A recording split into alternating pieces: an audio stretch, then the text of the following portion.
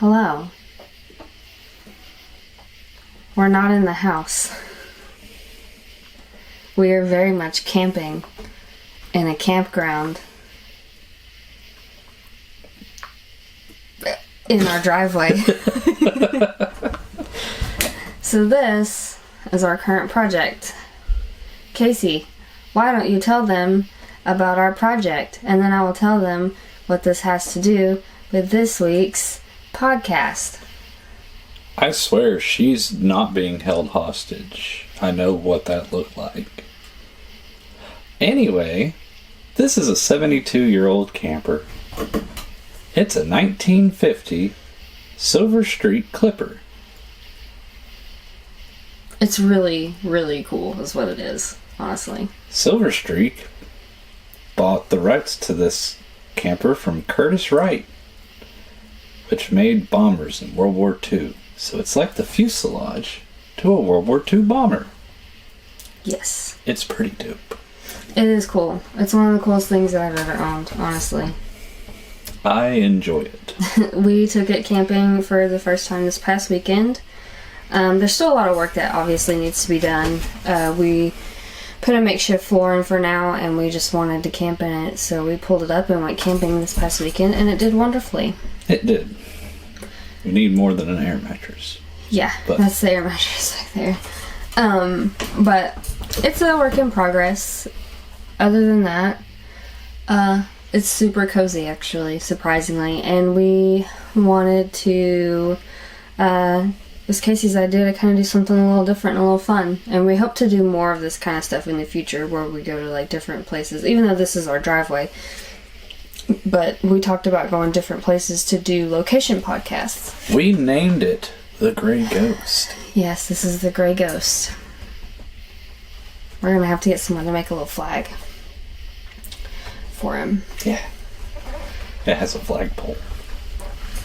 So, what does this have to do with this week's podcast episode? You might be wondering.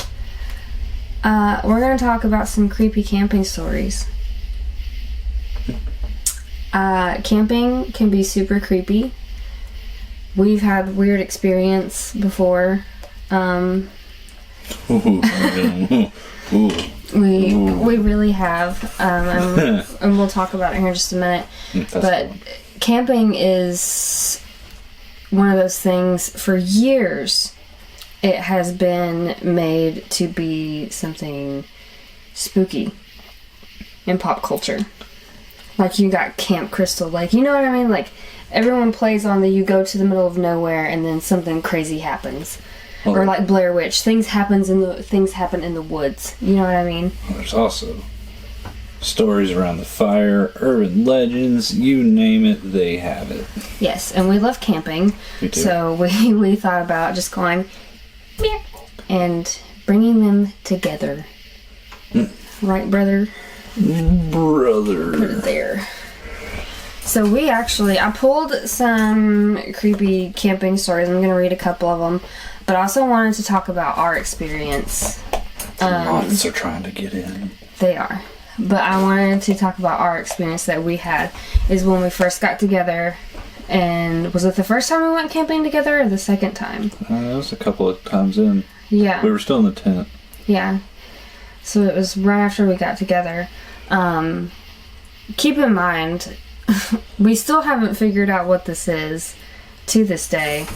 And we go camping back there every year. That's where we went to the same spot we were at this past weekend. And we'll be going again a couple more times this year.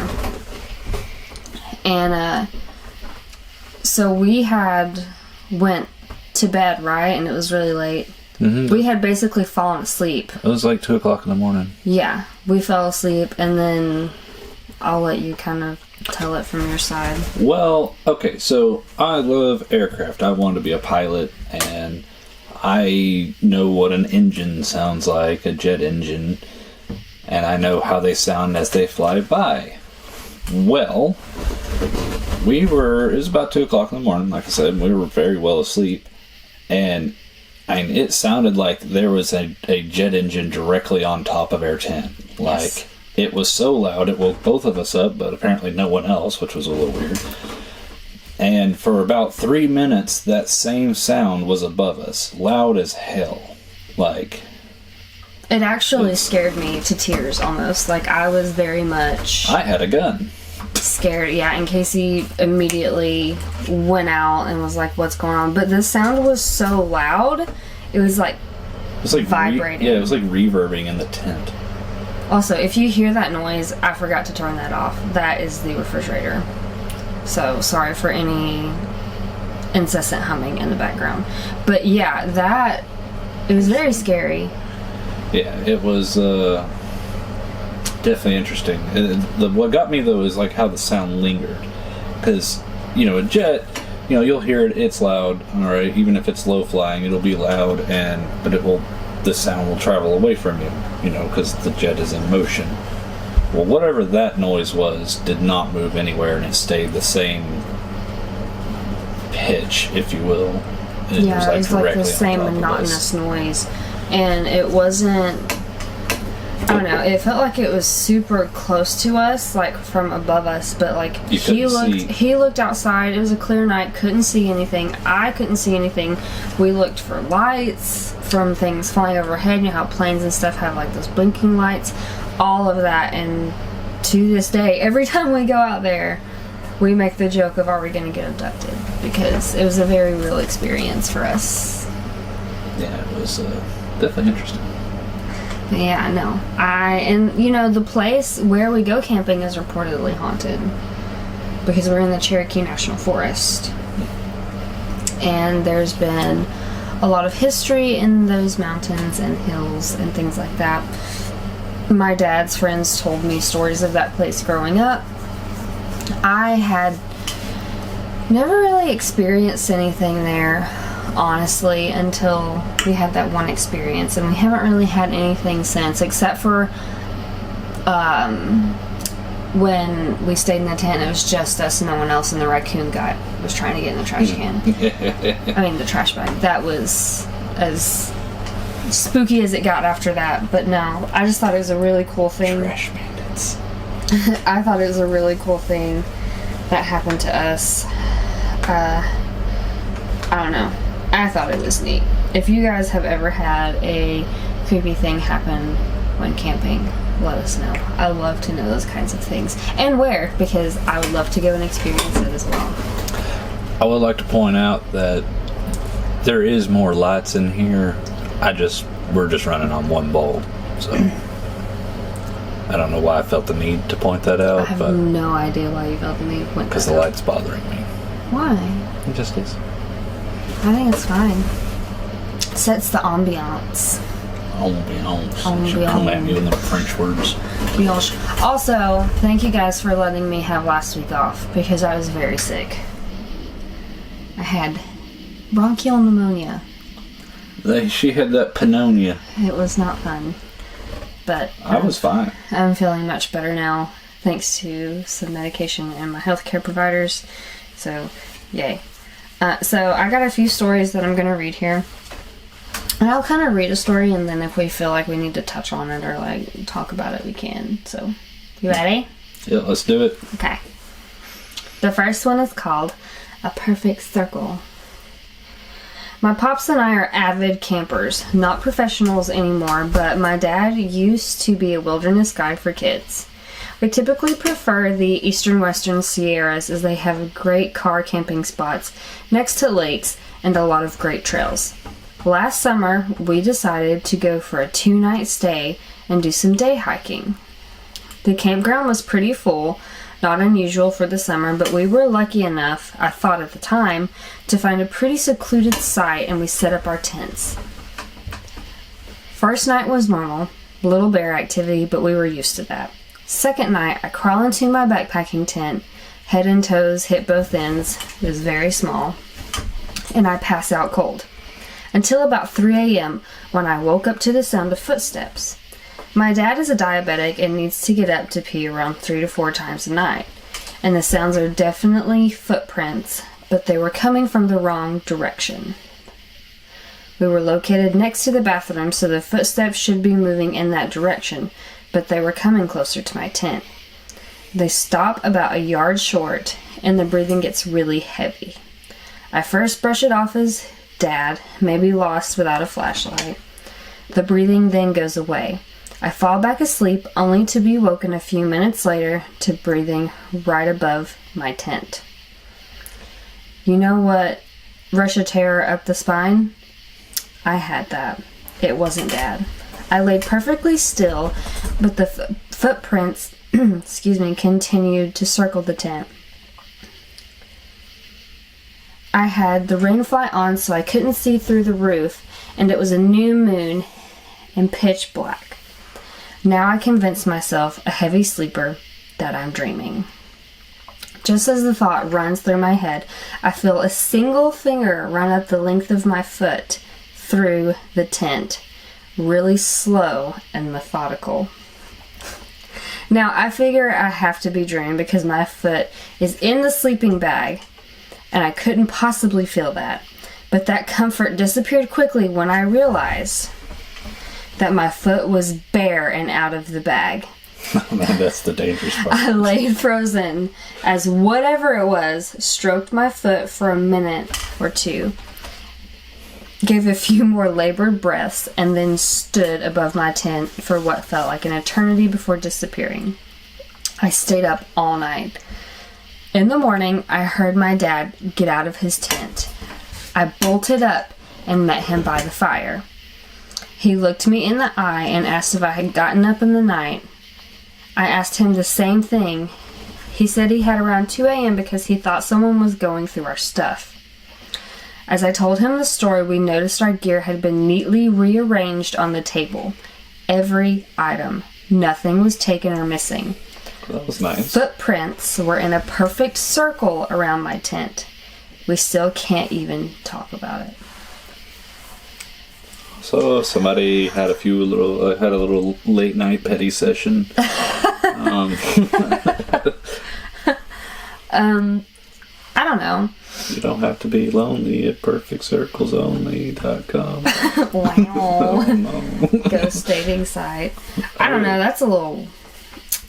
I don't like my feet being touched like that anyways. So if I was in a tent that was closed and my foot was out of the sleeping bag and I still felt someone like going like this, I would wig out. Now, are we taking this as just like scary campfire story, or is this... I mean, if we look at the realistic side of it, it is a scary story, okay? Okay. But if we look at the realistic side of it, because we're both very realist, it could very well have been someone outside of the tent. Their foot could have actually been more up against the tent, and the person could have been... Or it could have been a bug on their foot. Yeah, if we're to take it at word of mouth, I've never heard a story like this, I guess you would say, so I'm not quick to slap the BS button, but... I haven't either, that's why I'm like... It's definitely an interesting one. Well, whoever it was, Are you apparently okay? You gave good enough pet... Oh, no, I was talking about whoever was doing the petting. Both, yeah. Well, whoever it was, your petting was on par, so it was very memorable for this individual. And they would like to thank you for rearranging their gear. I was gonna say. You're a very neat individual. Maybe it's a perfect ghost, circles and perfect alignments. I mean, a ghost that has OCD. Ghost CD. Ghost CD. Oh. But no, I thought that one was pretty cool. Oh no, there's a ghost droplet of water. Oh Lord. It is not forming a perfect circle. It's just like a half-hearted line going down the window. It rained here today. But yeah. That's definitely an interesting one. I'll give you a little bit of a thought process in the middle of the night when a bug touches your old foot. Right. It's an interesting one. Not as good as mine, though. Okay. So this is one called The Land Remembers. Apparently the land remembers something. One night I was camping near where an old river dam had been. I pulled the canoe in late, so I just draped the tarp over the canoe and crawled in underneath it and fell asleep. Pause for a second. I would roll out and drown. Hold on. It was a canoe. Right, but what was... And they pulled up to shore, and instead of pulling the canoe on shore, they just put a tarp over the canoe and crawled inside of it. I would end up flipping that canoe. I don't think so. I would. I think you'd be fine. I'm going to put you in a canoe in your sleep. Okay. Set you adrift. Have a Parent Trap moment when she's out in the water. No, she fell in. Oh, sorry. Spoilers. Spoilers for the Parent Trap. The 90s. In the middle of the night, I woke up to the sound of roaring water. I crawled up from under the tarp, and the sound stopped. I thought it must have been imagining it, or it was the wind through the trees or something. I crawled back under the tarp, and the sound started again. This time, when I crawled out, it didn't stop. The sound got louder and louder. I realized that it sounded like water rippling through the woods. Even the dogs had their hair on end, so I guess they had dogs with them. I quickly pulled the tarp off the canoe and dragged it up to the top of a ridge and waited to see what was making that noise. Then I heard the voices. Men yelling and a dull thumping noise. I huddled down next to the boat, pulled the dogs close, and waited for the sun to come up to find out what was happening. Morning came and there was nothing to see.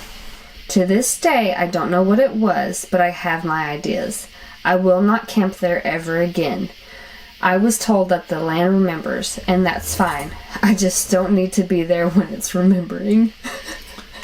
The username is Lone Squirrel. Well, Lone Squirrel. I have questions as, like, you're hearing all this noise, so you pull your canoe to the top of a ridge. Now, I don't know how big this ridge was, but I'm picturing, like, a ridge line and water at the base. I don't know, that just instantly makes me want to slap the BS button. And, like, what is the land remembering? Like, okay, the land remembers, I get that, but at what point in time you have your theories, but you didn't tell us? That's the upsetting part. Yeah, like, we want to know your theories. Yeah. Lone Squirrel. Yeah. Lone Squirrel. Lone Squirrel. Yeah, he's Lone Squirrel. I will say this, though, because I grew up on land that I very much feel was haunted. And that's what it means, at least for Appalachia terms. When the land remembers, it's like residual hauntings on property. So, I mean, it could very well be just kind of something residual. Was there a waterfall? There could have been a river through there at some point.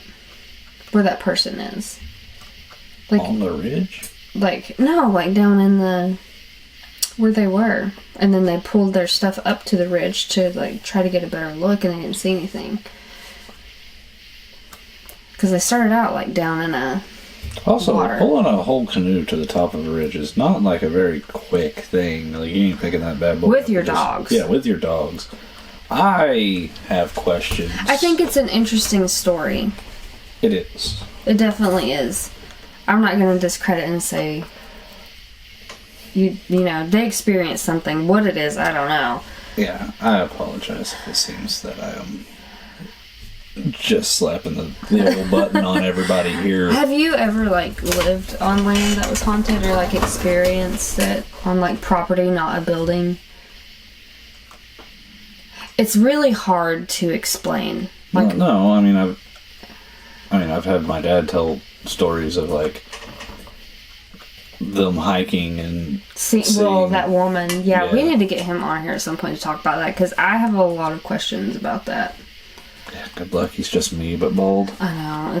He doesn't have a beard either. Sorry, guys. But I thought that one was super interesting. I mean, it could be something residual with the history of the land, and it was under the right conditions, and they just experienced it. And where was this at? Like, I want to know where it's at so I can go see your mysterious late night river run. But I will say what cracks me up is I was told that the land remembers, and that's fine. I just don't need it. I just don't need to be there when it's remembering. That is something that I would very much say. Now, what if you become what's remembered, and, like, some kid's just going to be out there, like, fly fishing or whatever, I'm assuming there's fish there, and he's just going to see somebody with some dogs running up the hill with a cat like a canoe I could very in well be a tow, thing. wearing it as a hat. Because that's how I'm assuming you got up there. You just set it up there. And just... You know, in the grand scheme of it, maybe someone on a podcast will talk about how someone saw them going up the hill with their dogs in a canoe, but it wasn't really a person because the land remembers. I hope that I am awesome when I haunt people after my passing. I'm coming for you, viewers. I think you will be. You'll be kind of like George, I'm sure.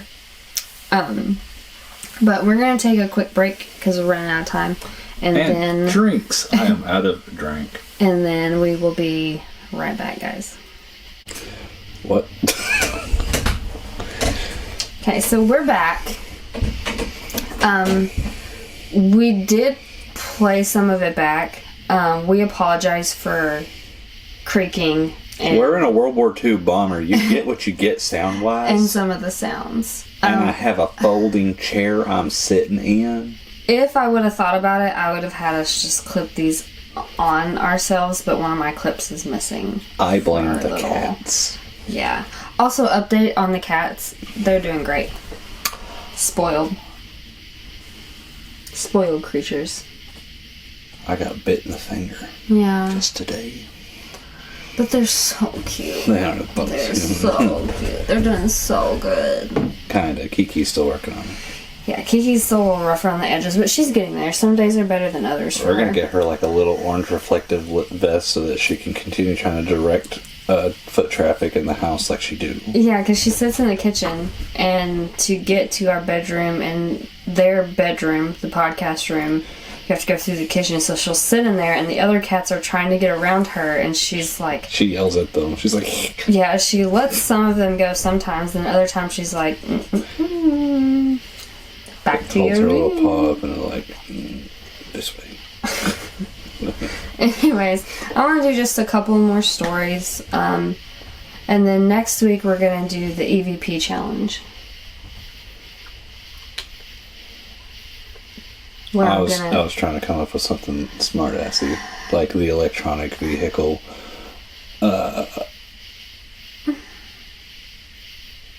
person challenge. Wow. That's right, we're challenging Elon Musk to space. We are not challenging Elon Musk to anything. Don't launch this camper up there, I'll tell you what. Not a thing. But no, next week we're going to do the EVP challenge. I just wanted to take a little extra time since I had been sick last week to find some really good EVPs. Both Class A and not so good. Speaking of being primed, if you watched last week's episode, you'd know about that. Yeah. This thing has a hand pump on the sink. You gotta pump it to get the water to come out of the fresh water tank.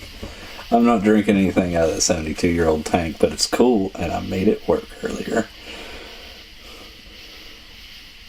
What does that have to do with priming? Because you have to prime the pump to make it work. It's a play on words.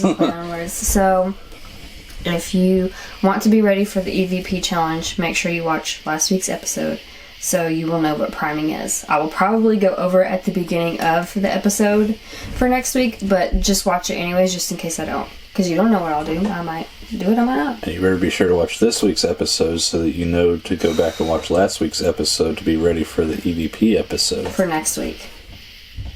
Future. A lot of Time Lord stuff going on. I love Doctor Who. Me too. So this episode is called...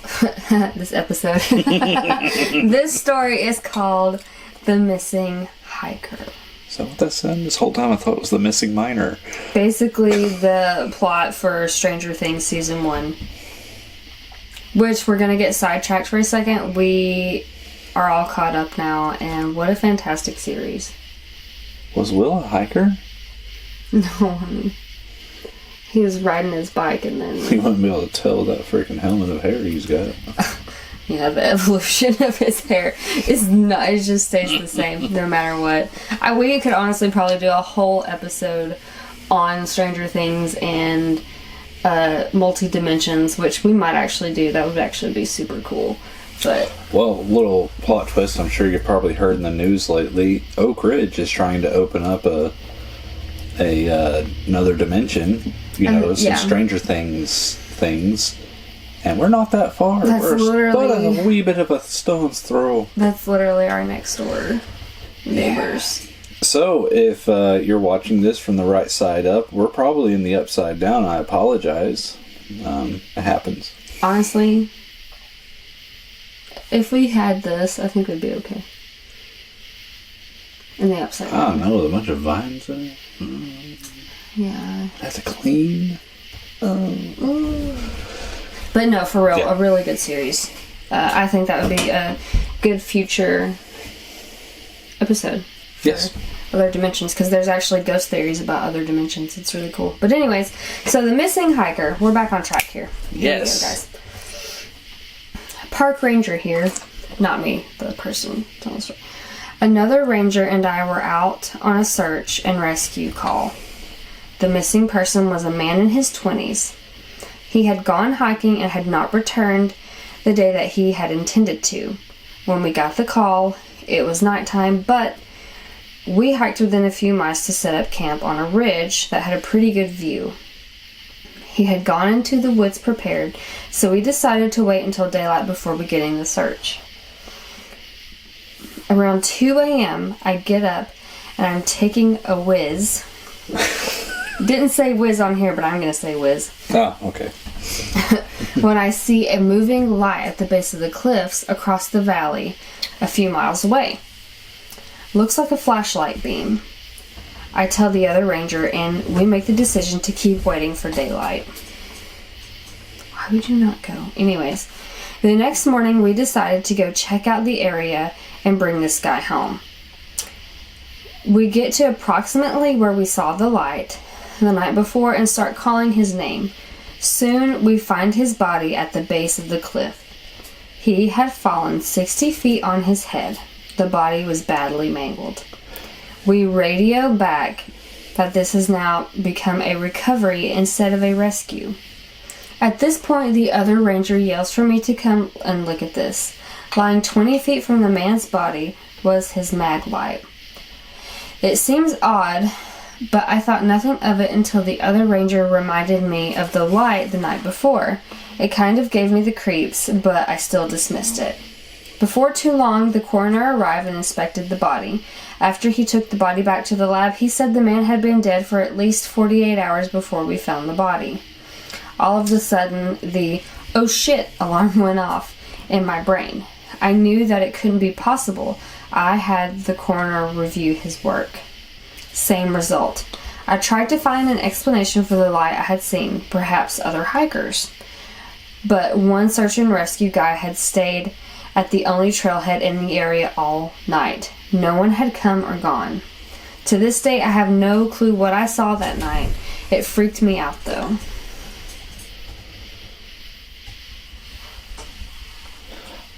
How did they know the guy's name? Because... did I miss something in the story? Well, at the very beginning, the dude that unfortunately passed, he was set to return on a certain day. And so they had filed a missing persons report, basically. Got it. So they had his information, like what he looked like and all that stuff. Yeah, sorry. I missed that part, so it was like, we got there and started calling his name. I was like, how do you know his name? They just know. Aliens. But, that's pretty freaky. I agree. It's a weird one. But I will say this. The mag light moving around in the darkness. Could that have very well been a animal? It's just a cat over there smacking it. but really, when you think about it. Well, yeah, I mean, it could have been, but, I mean, he didn't necessarily, like, state how the light was moving. Like, yeah. Like, he didn't say, like, it was like, he said it was a flashlight beam, but he didn't say, was it, like, horizontal? Was it swaying? Was it just flopping about the cliff there? I mean, it was enough for him to think that it was the person. So maybe it was moving more human-like, like horizontal kind of, like looking around the trail and things. Yeah. And it was 20 feet away, so maybe like an animal stumbled upon the body, was like, oh snap, shiny stick, let me carry this thing off. Bit down on the power button, was walking with it, and was like, this isn't food. And dropped it about 20 feet away. Mm-hmm. There's a lot of plausible explanations. Still very creepy. Like, could you imagine being that park ranger and then finding that out and then having seen what you saw? Oh, yeah, no, that's what I said. It's definitely weird. Definitely weird. Yeah. It's super creepy. I liked that one. Yeah. I could never Good job, Ranger Rick. His username is Lepus Americanus. Ah, you know Latin. I, too, dabble in Latin.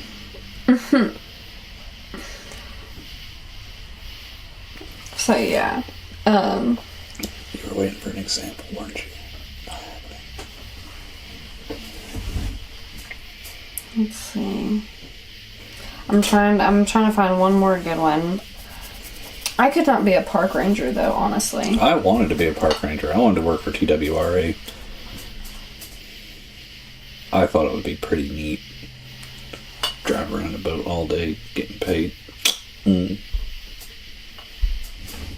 Asking people for their license, registration, proof of insurance.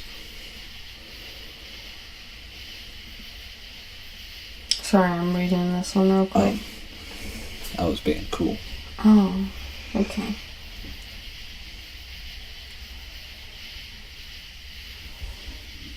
It's like we're camping though. Bugs are going crazy out there.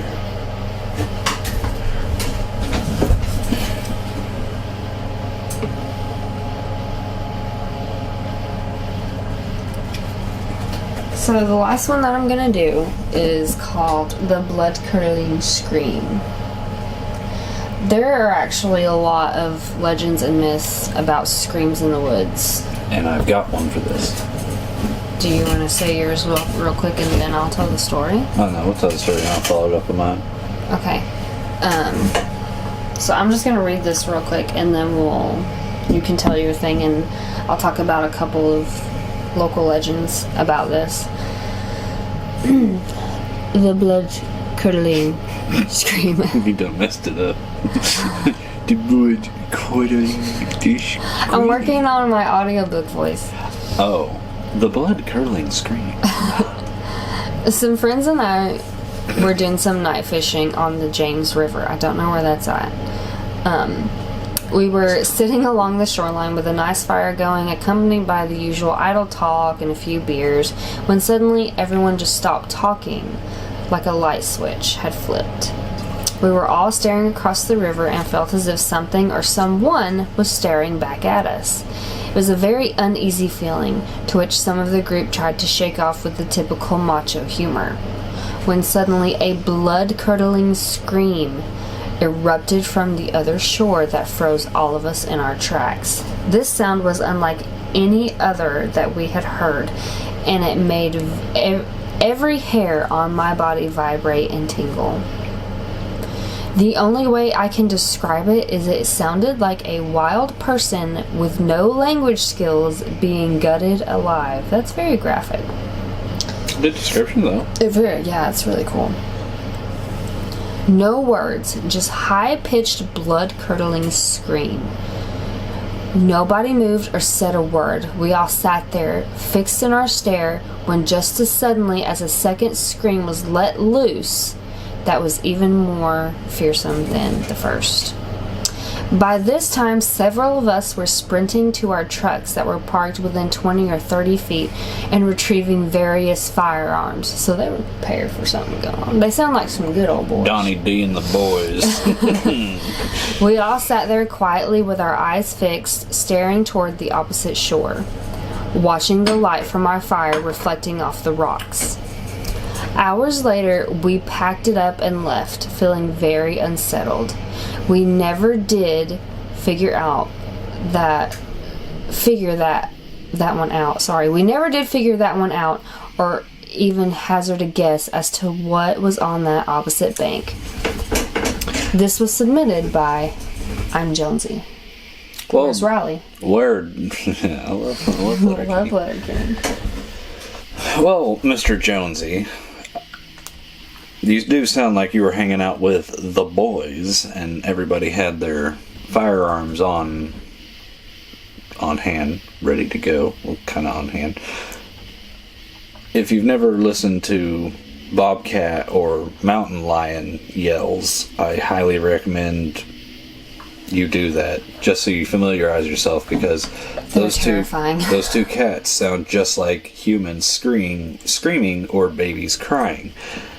They do some very unique vocalizations that will make your hair stand up. It's kind of crazy, and not talking to Jonesy at this point, I'm just saying to you all watching. If you've never watched any YouTube videos or anything on that line of like audio from them, I highly recommend you do it, because that kind of ties into my story. But we will get to that discussion. I don't know where. The James River? Yes, so I can't say. I'm not going to discredit their experience at all, but I will say because growing up in the mountains in Tennessee, James River is a river in Virginia, so they have mountain lions and bobcats both. Yeah, so you really need to be familiar with what your wildlife is around you and understand how that could sound. Because that can very well be dangerous for you and others, but... It's a beautiful place for a long walk with greenery. I guess it's good for fishing. Sorry, it got a 4-star rating on Google reviews. But I don't know. I think that they very much experienced something. Could it have been wildlife? Yes. I'm leaning heavily towards that, especially because, they didn't really hear movement, and predators will often sit there and map out. They're not saying it was going to prey on them, but they will map out creatures in their territory, and they'll be very stealth about it. So they could have felt it staring at them in the first place, and then... Should I pull up an audio clip of a mountain lion scream? No. No, I don't like them. They're so creepy. I don't like to watch them. But I've heard them. I've heard them before. I don't like it. It's just too dang bad. I'm doing it anyway. But no, I don't want to hear it. I really don't. I know you don't, but I'm doing it anyway. I love you. We can't play. You'll have to hold the phone back away from them. Oh, they're gonna hear it. So this is what it sounds like after this ad. Yeah, there's the ad is not what it sounds like, but that TikTok ad, you know.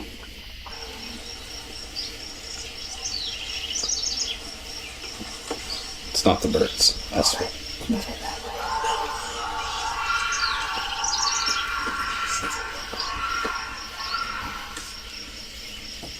I don't know if you can hear that.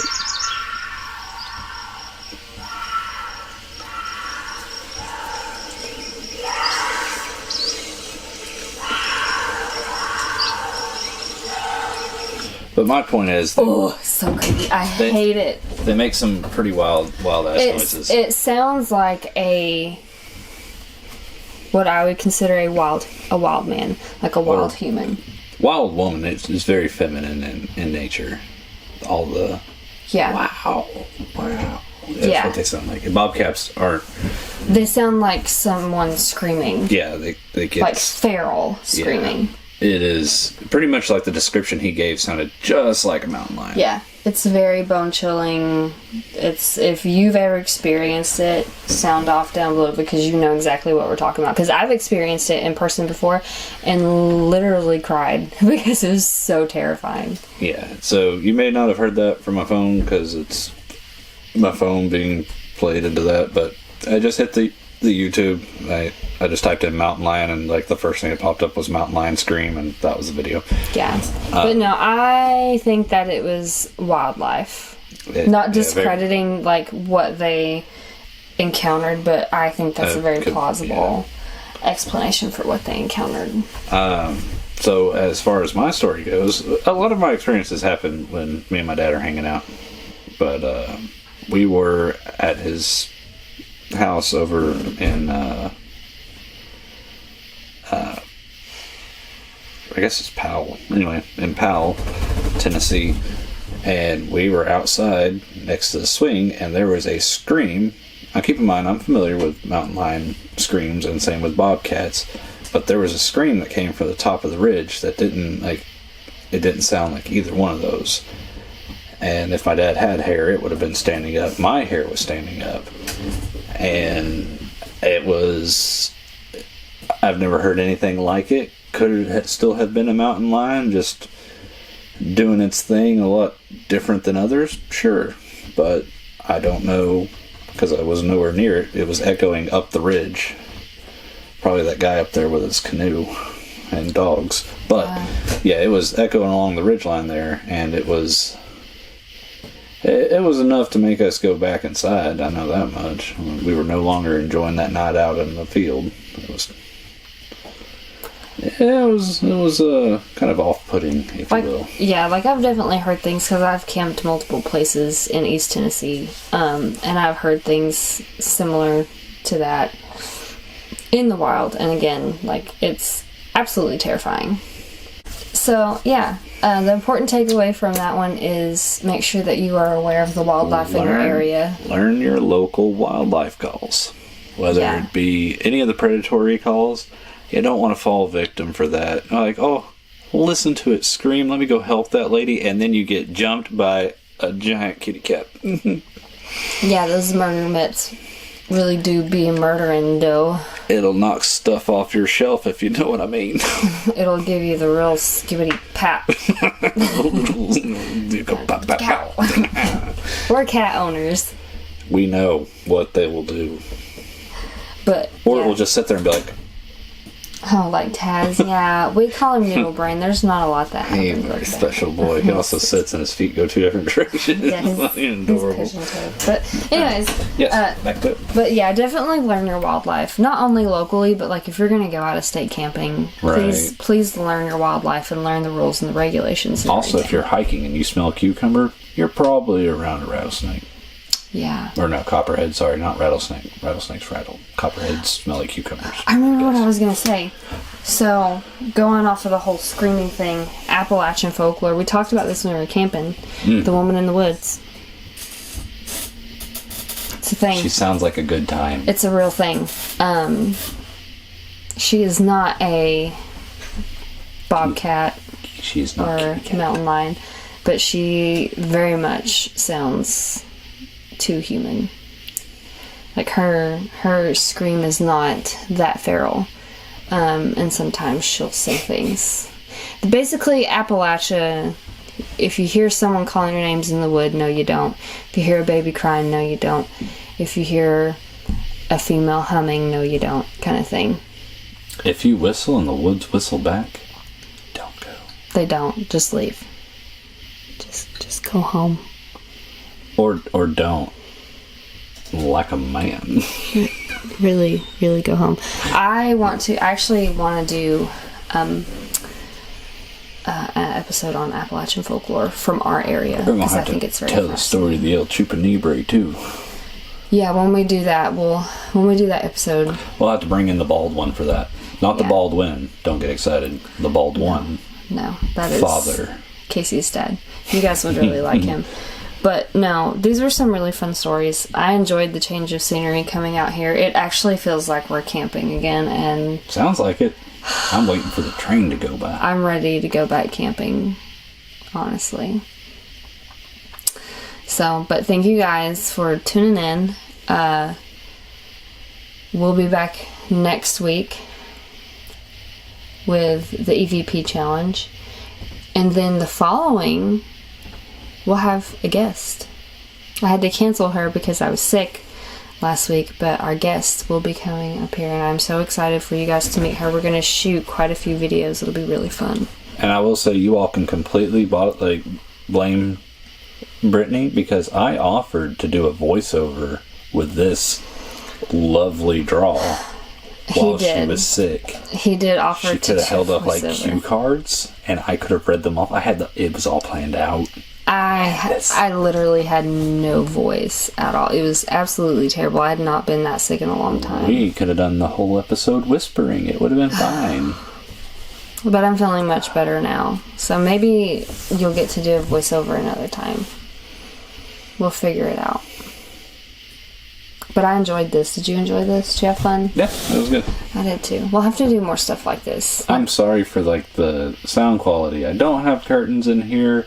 I have a fold-out plastic table. It's very echoey. I'll post some pictures here and there of the renovations that we're doing on our Instagram. That way you guys can kind of follow along, because this is a really cool project, and I might even do a few TikTok videos on it whenever we get things really moving and get everything really like started. Good news, the water heater still works.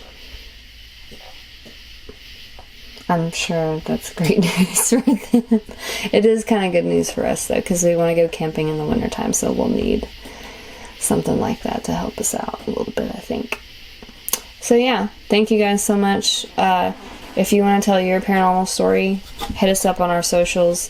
If you liked this, give it a thumbs up. If you didn't like it, please don't give it a thumbs down, because my feelings would genuinely get hurt, because I am soft. She would, and then I have to deal with it, and I will find it.